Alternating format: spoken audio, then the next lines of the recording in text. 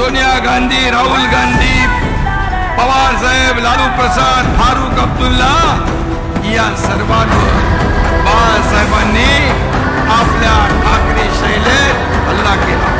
पण याच पवित्र शिवतीर्थावर उभाटा त्या सर्वांच्या मांडीला मांडी लावून बसलेला आपण पाहिजे। हे या महाराष्ट्राचं, या मुंबईचं दुर्दैव आहे।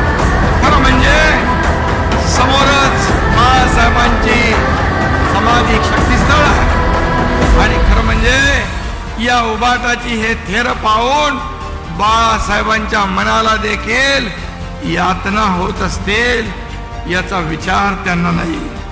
आणि म्हणून स्वातंत्र्यवीर सावरकरांचा अपमान करणाऱ्यांच्या विरोधामध्ये बाळासाहेबांनी स्वतः जोडे मारो आंदोलन केलं, आपल्याला माहित आहे। मणिशंकर अय्यरचं कानपाट फोडलेलं आपल्याला माहित आहे।